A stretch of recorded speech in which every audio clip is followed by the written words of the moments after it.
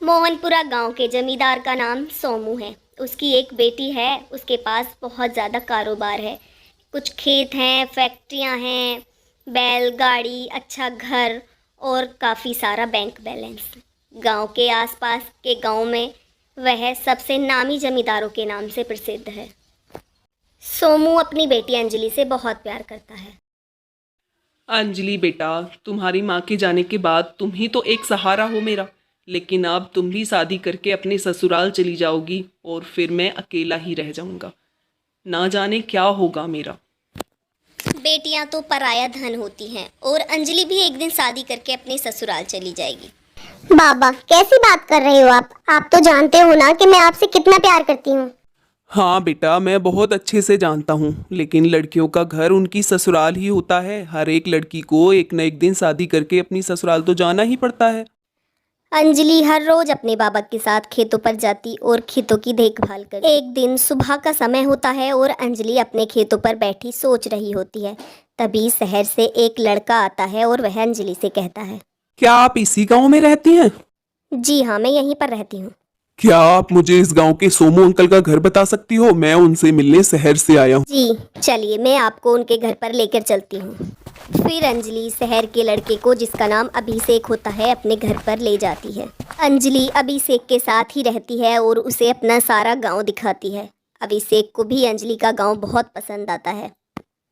चलो अभिषेक, हम लोग घर चलते हैं। आज तो काफ़ी समय हो गया है, बहुत देर हो गई है। अंजलि और अभिषेक ज़्यादातर समय एक ही साथ बिताते थे, इसीलिए ये दोनों को एक दूसरे से प्यार हो जाता है। अंजलि, मैं तुमसे बहुत प्यार करता हूँ और तुमसे शादी करना चाहता हूँ। क्या तुम भी मुझसे शादी करोगी? शादी तो मैं भी तुमसे करना चाहती हूँ, लेकिन मेरी एक शर्त है। मैं अपने बाबा से बहुत प्यार करती हूँ और मैं चाहती हूँ कि मैं जिस लड़के से शादी करूँ वह मेरे घर पर ही रहे। अगर तुम्हें मेरी ये शर्त मंजूर है तो मैं तुम्हारे साथ शादी करने के लिए तैयार हूँ। अंजलि, मैं तुमसे बहुत प्यार करता हूँ, इसलिए मैं तुम्हारी हर शर्त मानने के लिए तैयार हूँ। तुम जैसा चाहती हो वैसा ही होगा। अब अभिषेक अंजलि के पिताजी से अपनी शादी की बात करने के लिए सोचता है। सुबह का समय होता है, सभी लोग खाने की टेबल पर होते हैं और तभी अभिषेक अंजलि के पिताजी से अपनी शादी की बात करता है। अंजलि के पिताजी मना नहीं करते क्योंकि वह जानते हैं कि वह उनके दोस्त का बेटा है और अंजलि भी अभिषेक से प्यार करती है, इसीलिए वह इस रिश्ते को मना नहीं कर पाते और हामी भर देते हैं। शादी की डेट फिक्स हो जाती है और फिर अंजलि और अभिषेक की शादी हो जाती है। अंजलि अपनी शादी से बहुत खुश होती है। यूं ही दिन बीतते चले जाते हैं, सब लोग बहुत खुश होते हैं और फिर अंजलि और अभिषेक की एक बेटी होती है। अंजलि अभिषेक को बहुत प्यार करती है और अभिषेक भी अंजलि के पिताजी के साथ मिलकर सारा कारोबार संभाल लेता है और बहुत मेहनत से काम करता है। अभिषेक को इतने मेहनत से काम करते देख अंजलि के पिताजी के मन में एक विचार आता है। अभिषेक बेटा, मेरी भी उम्र हो चली है। मेरा कुछ नहीं पता किस दिन मेरे प्राण निकल जाएं, इसलिए मैंने सोचा है कि अब इस कारोबार का सारा भार तुम्हारे ऊपर ही रख देता हूँ। मेरे बाद भी तो तुम्हें ये सब संभालना ही है, क्यों ना मेरे सामने से ही तुम संभालो। और फिर वह वकील को बुलाकर अपनी सारी प्रॉपर्टी अभिषेक के नाम कर देते हैं और फिर एक दिन अंजलि के पिताजी चल बसते हैं। अंजलि अभी उस सदमे से बाहर नहीं निकली होती है कि एक दिन वह देखती है कि अभिषेक अभी तक घर पर नहीं आए हैं। बाहर सारे में ढूंढती है लेकिन अभिषेक का कोई पता नहीं होता। अगले दिन सुबह होती है और अंजलि गांव में अभिषेक के बारे में पूछती है और गांव के लोग बताते हैं कि उन्होंने अभिषेक को नहीं देखा। फिर वह खेतों पर जाती है और देखती है तो उसके होश ही उड़ जाते हैं। कुछ लोग हैं जो उनके खेतों की फसल काट रहे होते हैं। अंजलि के पूछने पर उनमें से एक आदमी बोलता है, अरे तुम कौन हो? ये खेत हमारा है, हमने इसे कल ही मोल लिया है। लेकिन ये खेत मेरे बाबा के हैं, तुम इन्हें अपना कैसे कह सकते हो? हाँ, होंगे ये तुम्हारे बाबा के खेत, लेकिन कल तक थे। अब ये हमारा है, हमने इस खेत का पूरा पेमेंट किया है। अंजलि यह सुनकर बहुत दंग रह जाती है और सोचती है कि ऐसा कौन कर सकता है। अगर ये खेत तुमने लिए हैं तो इसका कुछ तो प्रूफ होगा तुम्हारे पास। फिर वह आदमी अंजलि को एक दस्तावेज दिखाता है और अंजलि वहां से चुपचाप अपने घर आ जाती है। जब अंजलि अपने घर आती है तो उसके पैरों तले जमीन खिसक जाती है। उसका सारा सामान बाहर बिखरा पड़ा होता है और उसकी बच्ची बाहर बैठी हुई रोती होती है। अंजलि भागकर अपने बच्चे को गोदी में उठाती है और पूछती है, क्या हुआ बेटे, आप ऐसे क्यों रो रहे हो? मम्मी, इन लोगों ने हमारा सारा सामान बाहर फेंक दिया है और मुझे भी बाहर छोड़ दिया है। उन लोगों से पूछने पर पता चलता है कि कल अभिषेक ने उस घर को भी उन लोगों को बेच दिया है। बेचारी अंजलि को बहुत बड़ा सदमा लगता है। वह सोचती है कि अब वह जाए तो कहाँ जाए। वह सोचती है कि अभिषेक उससे प्यार नहीं करता था। वह इतने दिनों से जो नाटक कर रहा था वह सब प्रॉपर्टी के लिए था और वह जब मौका मिला तो सारे पैसे और प्रॉपर्टी लेकर भाग गया। अब अंजलि के पास 2 बैल और एक गाड़ी के अलावा कुछ भी नहीं था। अंजलि उन बैलों से बहुत प्यार करती थी। अब अंजलि बैलगाड़ी और अपने बच्चे को लेकर शहर की तरफ चल पड़ती है और उस उम्मीद में कि वह जाएगी और शहर में अभिषेक को ढूंढेगी।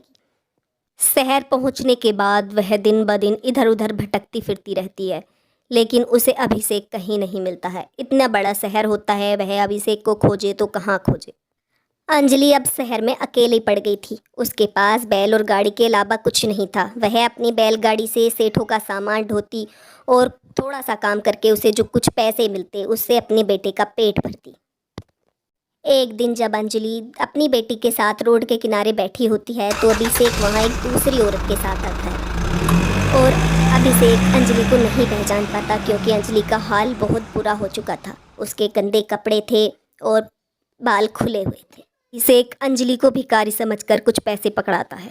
ये लो 100 का नोट और जाओ अपने बच्ची के साथ ऐश करो। तुम भी क्या याद करोगी कि किस अमीर से पारा पड़ा।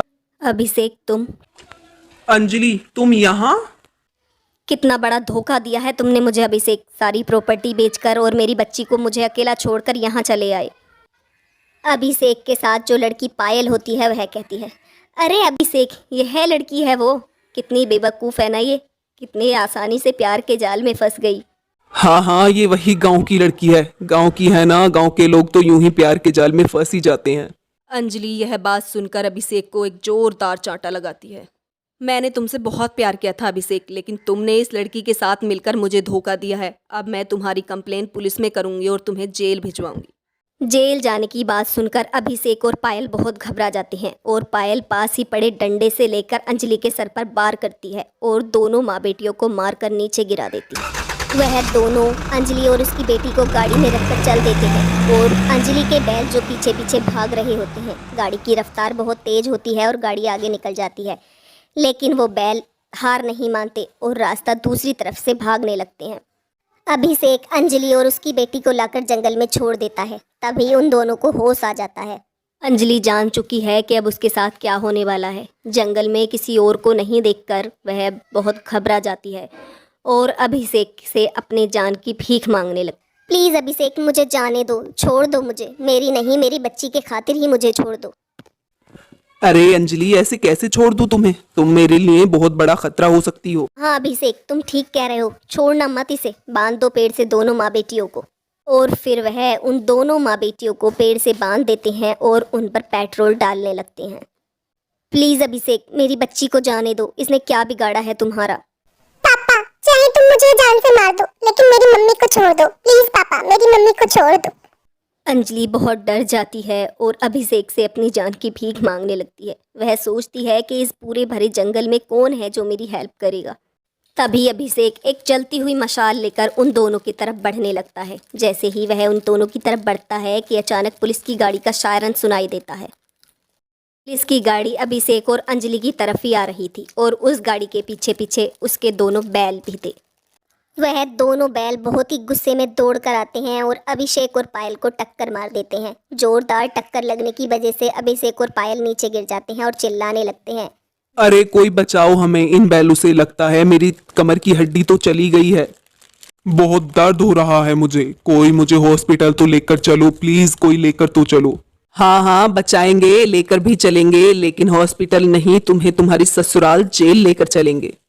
पुलिस वाले अभिषेक और पायल को लेकर चले जाते हैं। अंजलि इंस्पेक्टर साहब को धन्यवाद करती है। धन्यवाद इंस्पेक्टर साहब, अगर आप नहीं होते तो ना जाने हम दोनों का क्या होता। नहीं अंजलि बेटा, मैंने कुछ नहीं किया है। यह सब तो तुम्हारे बैलों ने किया है। धन्यवाद करना है तो इनका करो। अंजलि प्यार से अपने बैलों के सर पर हाथ फेरती है और इधर अभिषेक और पायल को उनके किए की सज़ा मिल जाती है और उन्हें हॉस्पिटल से सीधा जेल भेज दिया जाता है।